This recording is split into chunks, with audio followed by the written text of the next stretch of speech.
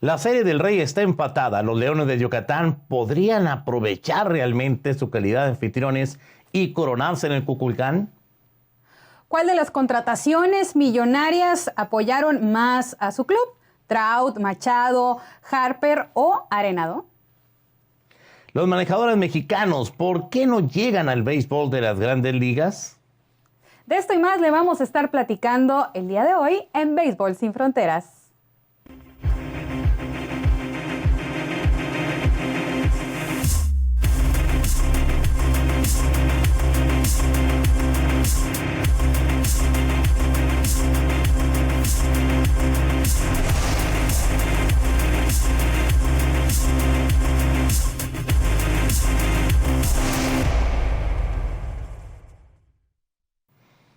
Es un placer saludarlos. El día de hoy comenzamos con Béisbol Sin Fronteras. La serie de campeonato, la Serie del Rey, está en marcha. La división sugiere muchas cosas y definitivamente que el cambio de escenario también. El equipo de Monclova finalmente obtiene una victoria en casa, pero cede uno de los encuentros a los Leones de Yucatán. En la traducción, los Leones iban solamente por un juego, ya lo consiguieron y tienen la posibilidad de rematar en casa. ¿Qué tan factible es que el equipo de los Leones pueda ganar esos 3 juegos y coronarse en el Estadio Kukulcán? O el otro escenario, que se vaya en un 6º o un 7º encuentro, pero que tendría que ser en el escenario del Estadio Monclova. Así que me da mucho gusto saludarlos a nombre de todo el equipo de producción, hoy comandado por el señor Guillermo Zulbarán y Denis Barajas y un servidor Jorge Morgan en la conducción. Denis, se ve algo complicado ganar 3 juegos en casa, pero ya ha sucedido y no sería de ninguna manera una hazaña, sobre todo si estamos hablando de Mérida, Yucatán. Sí, por supuesto. Ahí podemos añadir un elemento importante, ¿no? Que es precisamente las condiciones del hogar, de la localía. Por ejemplo, con Yucatán, bueno, sabemos que es un lugar donde no vuela mucho la pelota, aún así hay algunos cuadrangulares. Entonces, ahí las fortalezas, me parece, para Yucatán es el picheo, para Monclova es el bateo, y me parece que sí es un factor determinante la sede del Kukulcán. Ahí me parece que se va a decidir la situación donde se piense que se vaya a inclinar la balanza. La verdad, los juegos, las pizarras han terminado pues diferentes. No te puede dar una lectura de lo que viene. No puedes establecer qué es lo que sigue, porque los dos equipos han sido pues durísimos, ¿no? Ambos claro, obteniendo una victoria.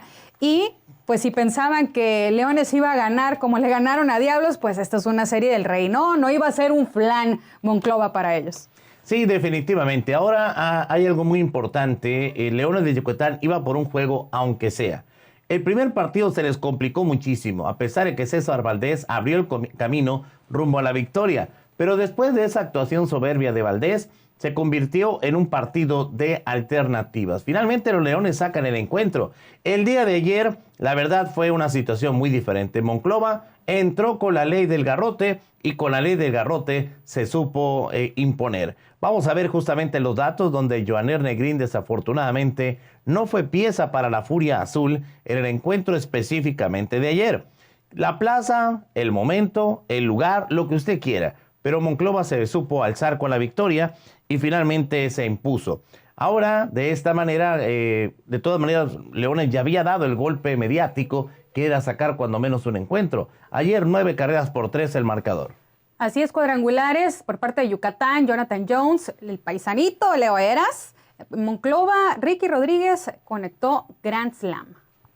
De un solo swing ahí salieron un total de 4 grandes carreras para el conjunto acerero, que ahora hay que también decirlo, es un marcador engañoso. Ese rally de 5 carreras en la octava entrada definió todo este duelo que estaba muy apretado, pero finalmente se impusieron, conectando otra vez 10 imparables, consiguieron 9 carreras el equipo de Monclova. La oportunidad ha sido una palabra muy importante en el diccionario del conjunto acerero, y en base a esa oportunidad han conseguido victorias, dejaron fuera el equipo de los Toros de Tijuana, consiguen el título de la zona norte y es la manera en la cual consiguen esta primera victoria. Sin embargo, los momios dicen que va a ser una gran dificultad poder hacer lo propio en Yucatán, una plaza que es un verdadero paraíso para el picheo. Y Monclova, la verdad, su principal carta de presentación es justamente la ofensiva. Sin embargo, Creo que también el equipo de Monclova tiene presupuesto para sacar uno, cuando menos, de 3 duelos a efectuarse en el Estadio Cuculcán y de esta manera obligar a que la serie regrese al Estadio Monclova. Claro, en ese caso estarían obligados a ganar un sexto y un séptimo encuentro, pero si alguien lo ha hecho es justamente el equipo de Monclova. Finalmente la moneda está en el aire. Yo veo muy difícil que Yucatán saque 3 juegos en su propio estadio, con todo y las ventajas que pudiéramos decir, describir, reincidir en un momento determinado, porque finalmente Monclova es un equipo bastante poderoso, bastante equilibrado. Y bien arropado por su afición, ¿no? Inclusive mirábamos que ya en algunas actividades se integraba Lowy en firmas de autógrafos y también formando parte de esta red de apoyo que recibe en los acereros en su casa. Así que, perdón, importante tratar de sacar adelante, aunque sea ese juego, que seguramente pues a eso van, ¿no? De repente barrer suena a fantasía. No Así imposible, es. Pero sí a fantasía, sobre todo en estas instancias, ¿no? Ya en la Serie del Rey. Si fuera un partido de rol regular, yo creo que Yucatán tendría muchas posibilidades. Pero enfrentar a Monclova, barrerlo, porque eso es realmente la traducción, barrer a Monclova pensando en una serie de 3 encuentros que finalmente de alguna manera lo son.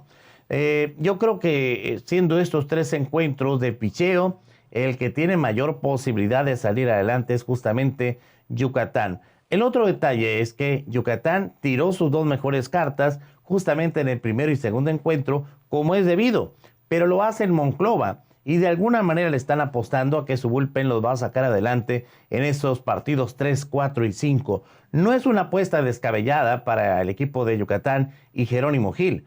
Otro detalle, Jerónimo Gil, aún con todo y su vasta experiencia como pelotero, hay que recordar que no tiene tanta experiencia como manager y eso puede costar justamente enormidades en esta Serie del Rey. Si usted está pensando que Paz Listach tampoco, tendrá usted mucha razón. El detalle es que Listach tiene un cuerpo técnico que lo ha arropado y al cual le ha hecho bastante caso durante toda su intervención en el béisbol mexicano. Pues ahí está el duelo de estrategias a varios aficionados. Yo pienso que va a ser muy difícil que Yucatán vaya a ganar 3 juegos. Me atrevo a decir que Monclova va a ganar cuando menos uno de esos 3 duelos, salvo lo que diga la compañera Denise Barajas. Sí, me parece una fantasía pensar que va a la barrida y que ya se acaba la serie, ¿no? Ya estaremos viendo este tipo de resultados. Es un cuento de hadas, pero puede ser. Posible, no es imposible. Precisamente todo se puede dentro del béisbol en ese sentido, pero la verdad no creo. Ya estaremos viendo y le llevaremos los resultados a través de Difícil, pero no imposible. Vamos a una pausa rapidito y regresamos con nuestro siguiente tema.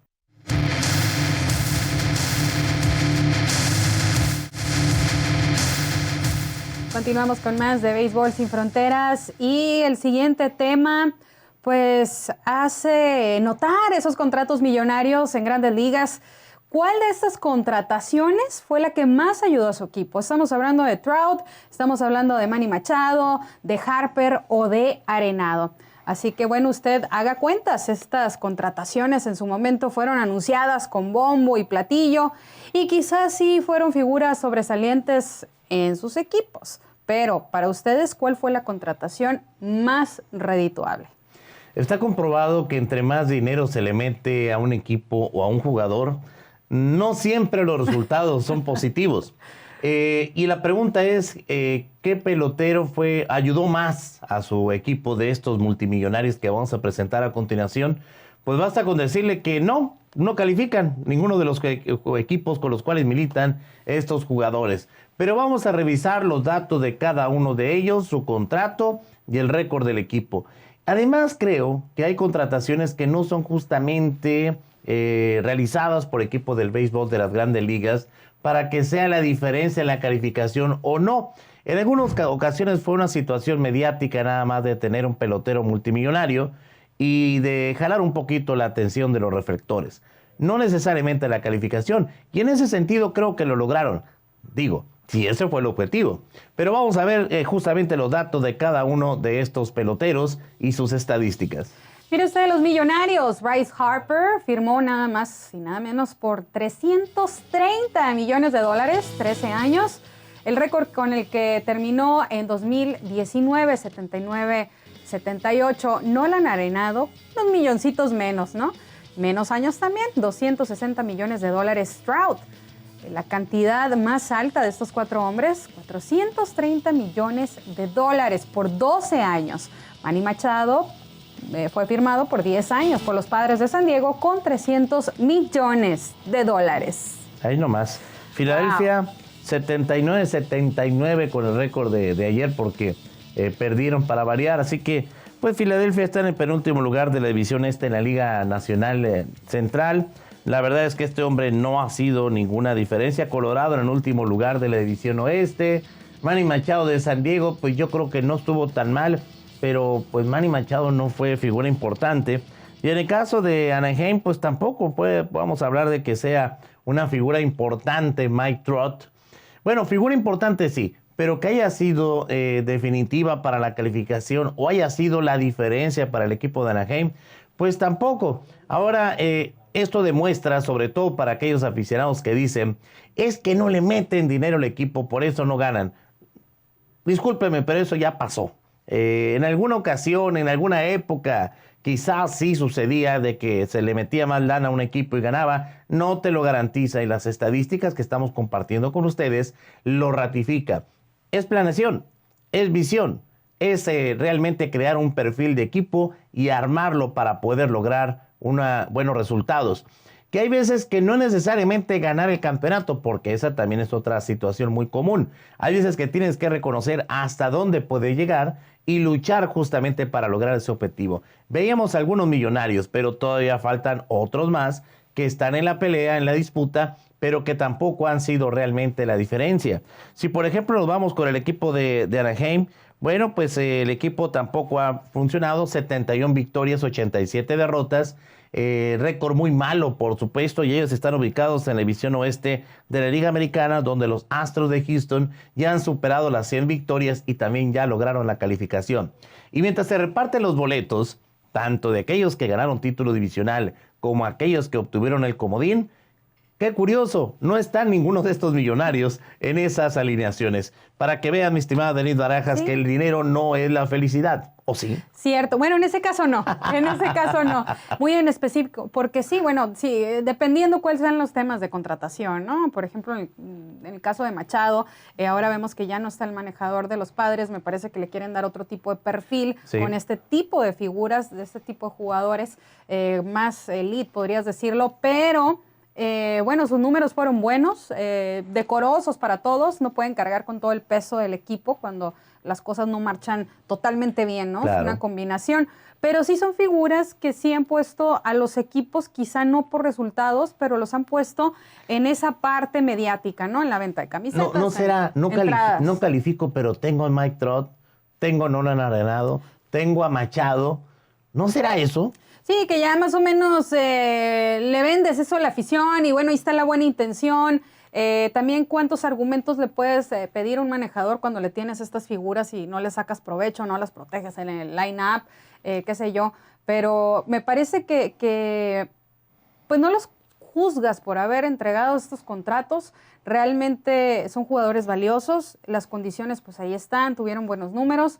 Es una pena que pues no puedan ver las directivas los resultados a corto plazo, las contrataciones hasta por 13 años, 10 años. Sí. O sea, son proyectos largos. Sí, mira, por ejemplo, yo hace días platicaba con el propio Armando Esquivel, aquí está Bryce Harper, hablando de los millones, 258 de bateo, 34 cuadrangulares, números muy buenos, 100 carreras producidas, excelente. Manny Machado, 30 cuadrangulares, 82 producidas, no le llegó ni a los 100. Mike Trout creo que es el más rentable de estos, junto con Nolan Arenado, que sí pasa la cifra de 341 cuadrangulares y 118 carreras producidas. O sea, los números individuales no son tan malos. Cuando menos, si hablamos de Arenado y de Mike Trout, de Machado, creo que queda de ver por la millonada que le está ganando. Pero lo mismo hubiera bateado 400, 500, el equipo no califica. Me llamó la atención cómo Andy Green lo despiden. Pues ya a la vuelta de la esquina, terminando la temporada. ¿Ya para qué? Pues sí, pero me llama la atención porque esto habla también de la visión que tiene la directiva de San Diego. ¿Para qué lo despide? Nada más encuentra una razón, para echarle la culpa, porque no va a solucionar metiendo un manager interino que ni siquiera va a repetir la próxima temporada. O sea, ni por ese lado. Si ellos mantienen a Andy Green toda la campaña, pues tienen que repartir la culpa. Así que mejor Claro, ya despiden te a Andy traje Green. un figurón. ¿Cómo no calificaste? Así es. Y eso, la verdad, no estoy de acuerdo porque Machado no batea 9 veces en ese line-up. Batea solamente una ocasión. Y tiene mucho talento San Diego, pero de principio cuando corren a Green, meten a Rod Barajas y ya andan buscando el manager para la próxima temporada. ¿Qué te dice eso? Sí, te deja ver como alguna cuestión interna también, ¿no? Sí. Por ejemplo, hoy ya descartaron a Moisés Alou, que era uno de los candidatos posibles para manejar el equipo de los Padres de San Diego. Yo no sé qué tan buen manager sea el señor Alou, pero creo que San Diego tiene en estos momentos un perfil obligado de un manager que sea un viejo lobo de mar y reconocido como manejador. Vamos a una pausa y regresamos.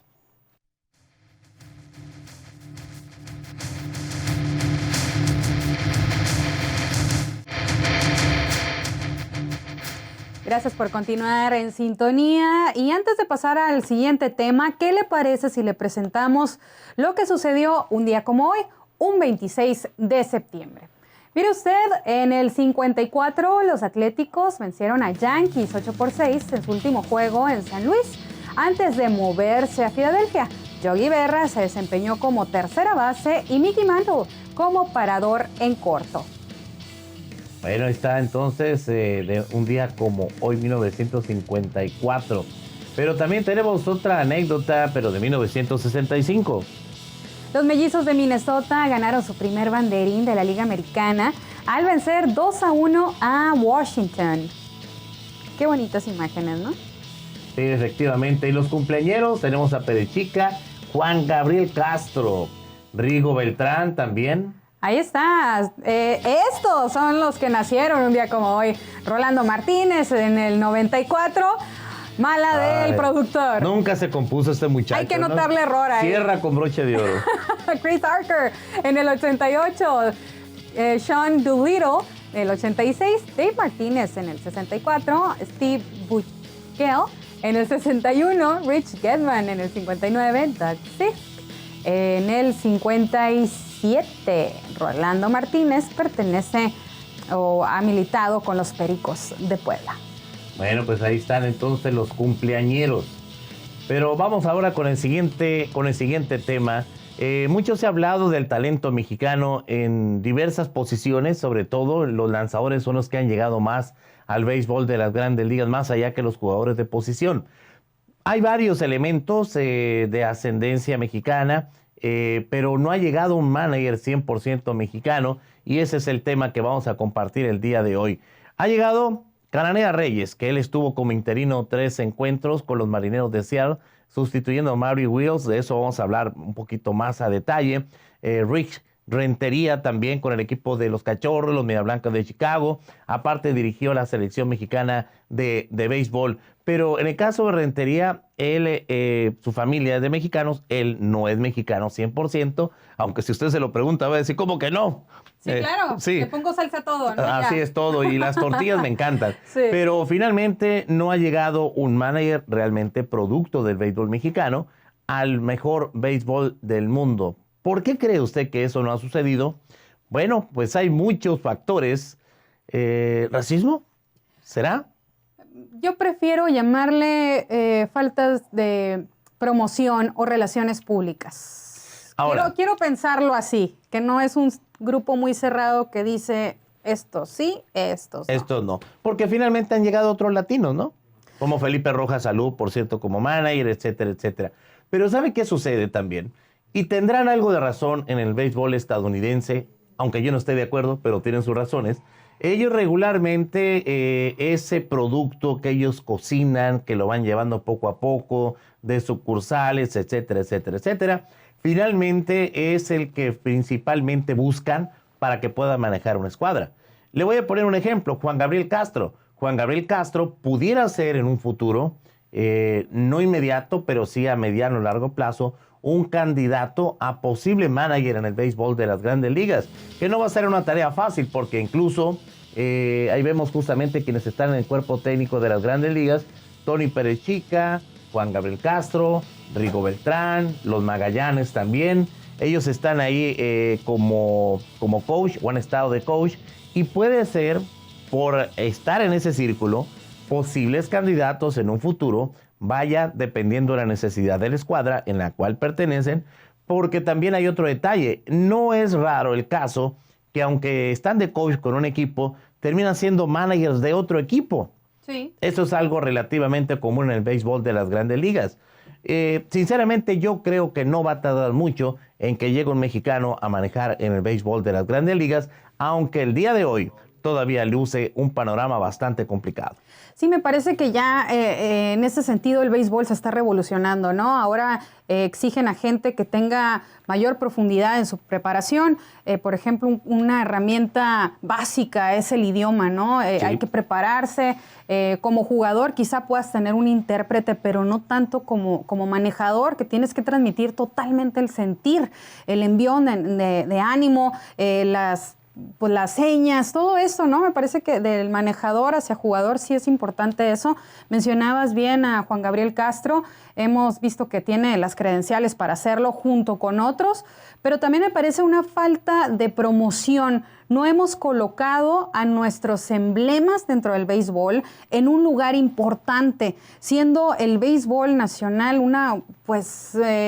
viviendo una especie de rezago. Creo que no los hemos puesto ahí en el aparador. Me parece que hay que impulsarlos, que se preparen de diferentes maneras. Sabemos que de repente el béisbol caribe es muy tradicional, sí. Y ahora con este tema de la sabermetría, ¿no? Inclusive miramos cómo Bruce Bochy, con toda su experiencia, no le encanta, porque latinos, como lo decías, sí hay.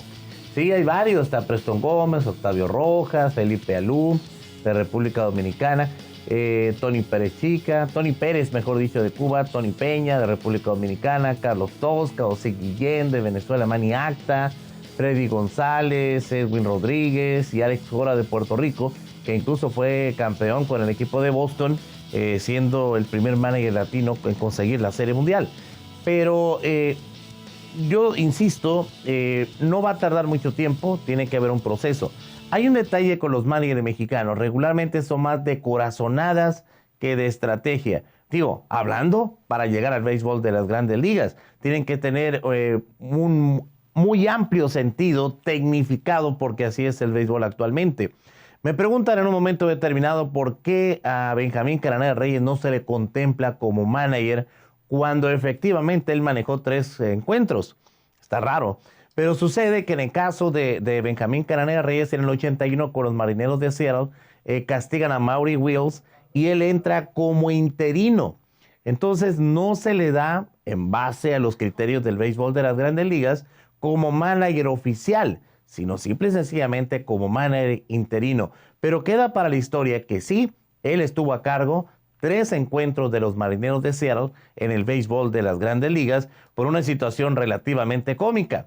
Pero bueno, es parte del béisbol y de la historia. Sí, lo estamos viviendo en este momento, ¿no? Con Rod Barajas, que está asumiendo la posición interina también, gente con raíces, sí, mexicano.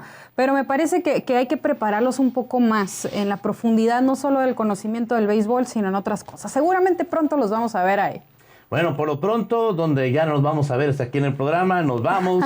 Muchísimas gracias. Termina nuestro ciclo, es 2019. Y aquí sí que ya nos vamos. Muchísimas gracias por aguantarnos. Espero en Dios.